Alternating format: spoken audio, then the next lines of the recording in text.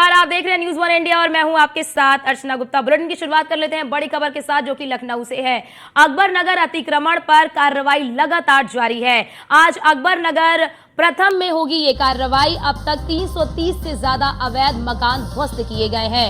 अवैध मकान और कमर्शियल कॉम्प्लेक्स ध्वस्त किए गए हैं। आज भी एलडीए जारी रखेगा ताबड़तोड़ ये कार्रवाई। 12 के करीब जेसीबी पोकलैंड मशीन से ध्वस्तीकरण का काम जारी है। बादशाह नगर रेलवे स्टेशन से कुकरेल बंधे का रास्ता बंद कर दिया गया है और कुकरेल बंधे की ओर से यानी कि बांध की ओर से आने वाले रास्ते को बंद कर दिया गया है। आपको जानकारी दे दें कि आरएएफ, पीएसी और पुलिस के जवान तैनात किए गए। कई परिवार ध्वस्तीकरण का शुरू से विरोध कर रहे हैं। तो ये बड़ी खबर आपको बता दें कि लगातार जो अवैध अतिक्रमण किए गए हैं, उस अवैध अतिक्रमण को हटाने का काम जारी है। ध्वस्तीकरण का काम जारी है और भारी पुलिस बलों की तैनाती भी है। इस ध्वस्तीकरण की जब कार्रवाई की जा रही है तो भारी संख्या में वहां पर पुलिस बलों की तैनाती भी है। और बड़ी खबर आपको ये बता दे कि ये ध्वस्तीकरण का काम आगे भी जारी रहेगा। आज अकबर नगर प्रथम में ये कार्रवाई होगी। तो ये बड़ी खबर आपको बता दें कि अब तक 330 से ज्यादा अवैध मकान ध्वस्त हुए हैं, यानी कि 330 अवैध मकान को ध्वस्त किया जा चुका है। अवैध मकान और कमर्शियल कॉम्प्लेक्स ध्वस्त हुए हैं। आज भी एलडीए ताबड़तोड़ कार्रवाई को जारी रखे हुए हैं। तो ये बड़ी खबर आपको बता दें, 12 जेसीबी पोकलैंड मशीन से ध्वस्तीकरण का काम किया जा रहा है, यानी कि भारी संख्या में वहां पर मशीनें भी पहुंची हैं ध्वस्तीकरण के लिए।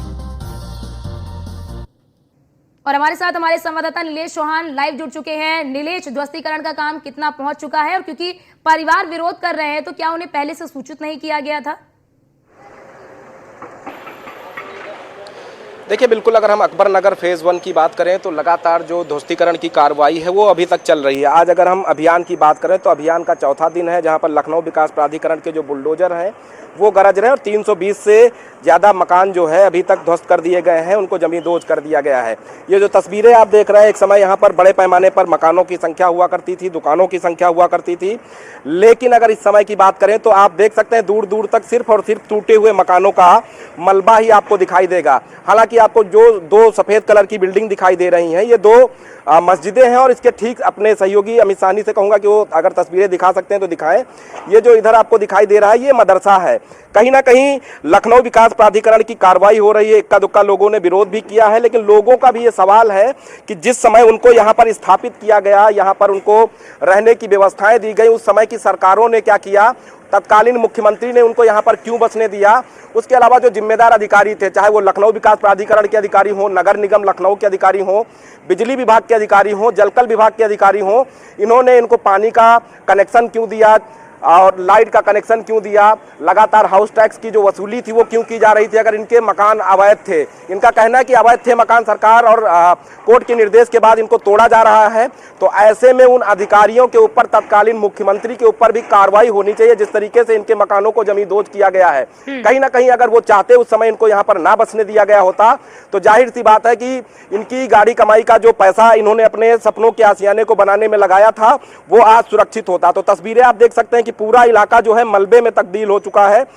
सिर्फ आपको जो है मकानों में लगाई गई सरिया, सीमेंट, उसके अलावा जो ईंट पत्थर हैं वो दिखाई देंगे। उसके अलावा जहां पर भी 330 मकान जो है वो ध्वस्त किए गए हैं, जो अवैध रूप से बनाए गए हैं। और अभी कितने मकान ऐसे हैं जो वहां पर अवैध हैं, जिन्हें चिन्हित किया गया है, जिस पर कार्रवाई होनी है?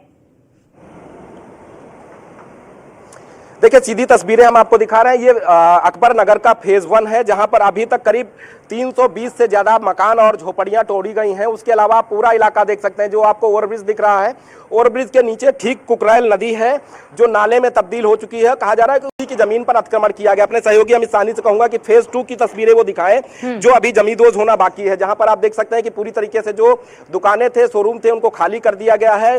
जिला प्रशासन, पुलिस प्रशासन ने टेंट लगाकर यहाँ कैंप शुरू करे हैं, लोगों से अपील की है। साथ ही साथ लखनऊ विकास प्राधिकरण का यह प्रयास रहा है कि जिन लोगों को यहाँ पर घर बनाकर रहने दिया गया था, जो लोग यहाँ पर व्यवसाय कर रहे थे, जिनकी दुकानें थी, उनको जो है आवास की सुविधा उपलब्ध कराई जाए। प्रधानमंत्री आवास योजना के तहत बसंत कुंज योजना में करीब 500 से 800 लोगों को जो है मकान देकर उनको वहां पर स्थापित भी कर दिया गया है, वो वहां रहने लगे हैं। करीब 1800 से ज्यादा लोगों को आवंटन पत्र जारी किया गया है जो प्रधानमंत्री आवास योजना के तहत जिनको मकान दिए गए हैं। तो दूसरी ओर की सहयोगी अमित साहनी से कहूंगा कि तस्वीरें दिखाएं कि चुनाव से पहले इस जगह पर बुलडोजर की कार्रवाई हो रही थी।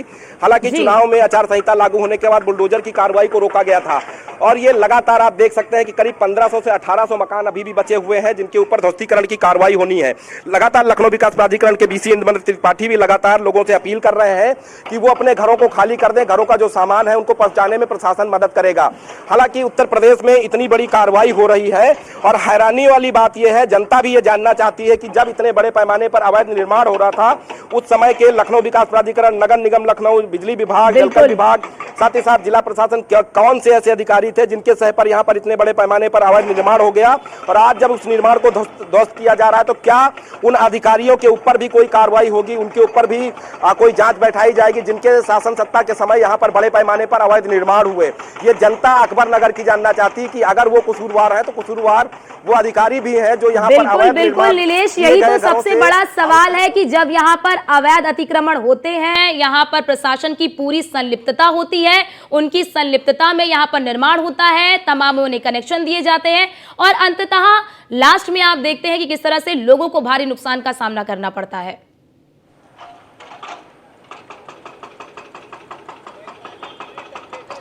देखिए बिल्कुल जरूर जनता की ये भी कहना है कि जिस तरीके से बुलडोजर उनके घरों पर गरजा है उस तरीके से उन अधिकारियों के ऊपर भी कार्रवाई हो जिनके शासन सत्ता के समय यहाँ पर वो लोग यहाँ पर रहने आ गए और बड़े बड़े घर उनके द्वारा बनाए गए और आज वो घर से बेघर हो गए। हालांकि उत्तर प्रदेश सरकार ने ये व्यवस्था की उनको रहने के लिए आवास मुहैया कराया जाए ताकि कोई भी व्यक्ति सड़क पर रहने के लिए मजबूर ना हो। तो तस्वीरें आप देख सकते हैं कि फेज 1 है अकबर नगर का, जहाँ पर इसको पूरी तरीके से ध्वस्त कर दिया गया है। जो बिल्डिंगें बड़ी जानकारी ये आ रही थी कि लोग उसका विरोध कर रहे थे, लेकिन अभी जहां पर आप इस वक्त मौजूद हैं वहां पर लोग नजर नहीं आ रहे। क्या लोगों को मना लिया गया है कि वो यहां पर विरोध प्रदर्शन ना करें, उनके लिए उचित व्यवस्था मुहैया कराई जाएगी उनके लिए?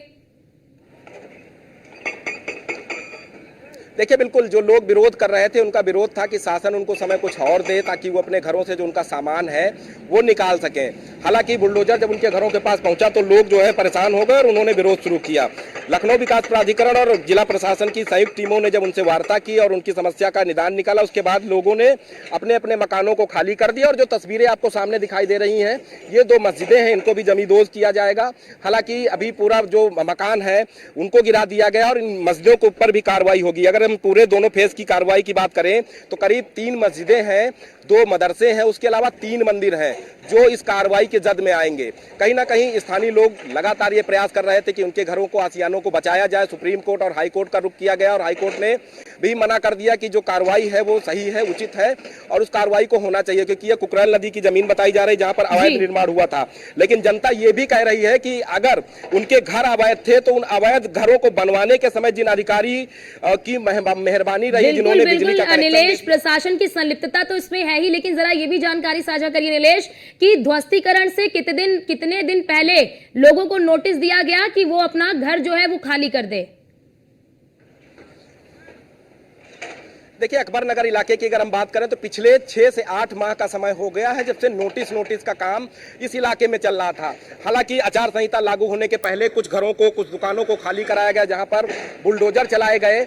उसके बाद जब आदर्श आचार संहिता उत्तर प्रदेश में लागू हो गई उसके बाद इस कार्रवाई को रोक दिया गया और स्थानीय लोग हाईकोर्ट चले गए। हाईकोर्ट ने लखनऊ विकास प्राधिकरण के पक्ष में फैसला सुनाया कि अवैध निर्माण हुए हैं, इनको आप ध्वस्त कर सकते हैं। जिसके बाद स्थानीय लोग बड़े पैमाने पर सुप्रीम कोर्ट की ओर गए कि सुप्रीम कोर्ट से उनको कुछ राहत मिलेगी, लेकिन सुप्रीम कोर्ट ने भी अपना रुख साफ करते हुए कह दिया कि इन अवैध निर्माणों के ऊपर बुलडोजर चलना जरूरी है क्योंकि ये नदी की जमीन है और नदी की जमीन को खाली कराकर जब बरसात का पानी संचय किया जाएगा तो जाहिर सी बात है तमाम बीमारियों को, पर्यावरण को शुद्ध बनाने में मदद मिलेगी। ये दूसरे रोड की दूसरे साइड की तस्वीरें आपको दिखा रहे हैं। ये उस समय की तस्वीरें हैं जब 3 माह पहले यहाँ पर बुलडोजर गरज रहे थे और लोग जो है हाईकोर्ट चले गए थे।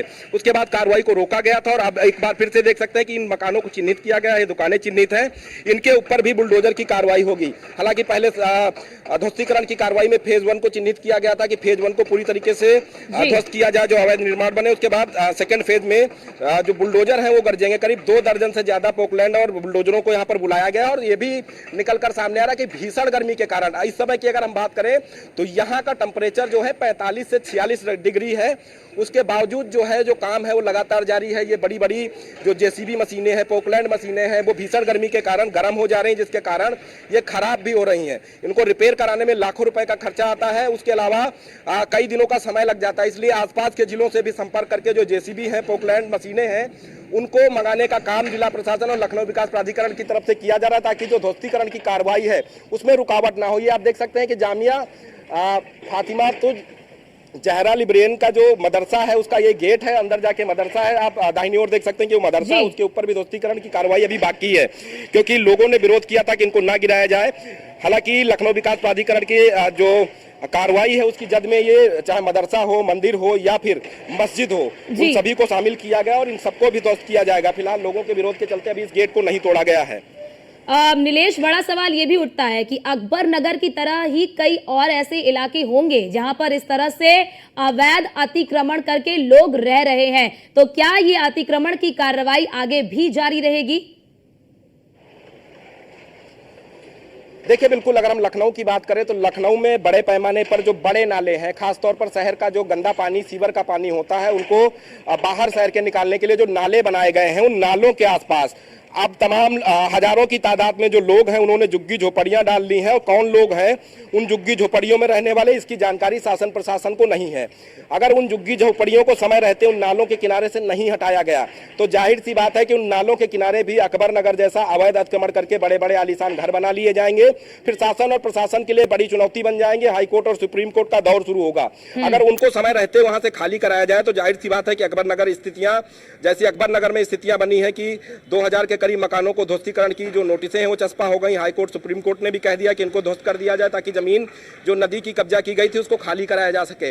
आप दूसरी ओर अपने सहयोगी से कहूंगा कि देख सकते हैं कि टेंट बाकायदा लगाया गया है। ये टेंट लखनऊ विकास प्राधिकरण की तरफ से लगाया गया क्योंकि भीषण गर्मी है। जो अधिकारी हैं भ्रमणशील है इस पूरे इलाके में, वो अगर यहाँ पर आ सकते हैं, ठंडा पानी पी लें और कुछ देर सुस्ताने के बाद फिर अपने कामों पर निकल जाएं। देख सकते हैं कि बड़े पैमाने पर जो पुलिसकर्मी है वो यहाँ पर तैनात है। साथ ही साथ फायर ब्रिगेड की गाड़ियों को भी यहाँ पर रखा गया है, स्वास्थ्य विभाग की टीमों को भी रखा गया है कि अगर एकाएक कोई ऐसी परिस्थितियां बनती हैं, कोई बीमार होता है तो उसको जो है तत्काल प्रभाव से इलाज मुहैया कराया जा सके। दूसरी ओर अपने सहयोगी से कहूंगा कि जूम करके दिखाएं कि जो परिवार यहाँ से रह रहे थे उनको उनके आवंटित हुए जो मकान है, फ्लैट है, वहां भेजने के लिए बाकायदा जो नगर निगम की गाड़ियां हैं, लखनऊ विकास प्राधिकरण की गाड़ियां हैं, उनसे उनको उनका सामान लाद कर यहाँ से भेजा जा रहा है। लगातार जो स्पीकर यहाँ पर पूरे इलाके में लगाए गए हैं, उन स्पीकरों से भी अनाउंसमेंट किया जा रहा है कि लोग जो है वो अपने आवंटन पत्र को जिला प्रशासन या लखनऊ विकास प्राधिकरण के अधिकारियों से ले लें। अगर उनके पास नहीं मिल पा रहा है तो ऑनलाइन भी वो डाउनलोड करके अपने आवंटित मकान में जाकर रह सकते हैं। तो फिलहाल यहाँ पर स्थितियां सामान्य है पूरी तरीके से। ये भी जरा जानकारी साझा करिए कि जितने मकानों को चिन्हित किया गया, जैसा कि आप बता रहे हैं यहाँ पर जितने भी अवैध निर्माण किए गए हैं, जितने भी मकानों को चिन्हित किया गया जिसकी ध्वस्तीकरण की कार्रवाई चल रही है, कितने दिनों तक यहाँ पर फिलहाल ध्वस्तीकरण की कार्रवाई चलेगी अकबर नगर में? देखिए, बिल्कुल अगर हम फेज 1 की बात करें तो फेज 1 में करीब 320 से 350 मकान थे जिनको तोड़ने में 4 से 5 दिन का समय लगा है और इस मलबे को हटाने में अभी भी महीनों का समय लगेगा। तब जाकर ये पूरा मैदान साफ होगा ताकि यहाँ पर जो नदी की जमीन है उसको खाली कराया जा सके। दूसरी ओर अपने सहयोगी अमित साहनी से कहूंगा तस्वीरें दिखाएं कि ये फेज 2 है और फेज 2 में मकानों की संख्या की अगर हम बात करें तो करीब 1500 के करीब मकान है जिनको तोड़ा जाना बाकी है। और इसको तोड़े जाने के समय की अगर हम बात करें, अगर 320 मकानों को तोड़ने में 12 से ज्यादा जो जेसीबी पोकलैंड लगाए गए उनको 5 दिन का समय लग रहा है और मलबा हटाने में करीब 15 दिन का समय लगेगा। तो इन 1500 मकानों को तोड़ने के लिए अभी करीब 15 दिन का और समय लखनऊ विकास प्राधिकरण के कर्मचारियों अधिकारियों को लगेगा। और उसके अलावा पूरी तरीके से पूरे मैदान को साफ करने में करीब 1 से 1.5 महीने का समय लगेगा जब पूरे मलबे को हटाया जा सकता है। तो आप देख सकते हैं कि नगर निगम का जो प्रवर्तन दल अतिक्रमण हटाने के लिए जिन गाड़ियों का इस्तेमाल किया जाता है उन गाड़ियों का इस्तेमाल इस समय यहाँ के लोगों के लिए किया जा रहा है ताकि वो अपने घरों से अपने कीमती सामान को निकालकर जहाँ उनको घर आवंटित किया गया है। नीलेश, आप नजर बनाए रखिएगा, आपसे पल पल की अपडेट लेते रहेंगे। फिलहाल आपका बहुत शुक्रिया हमारे साथ जुड़ने के लिए और तमाम जानकारी हमारे दर्शकों तक साझा करने के लिए। और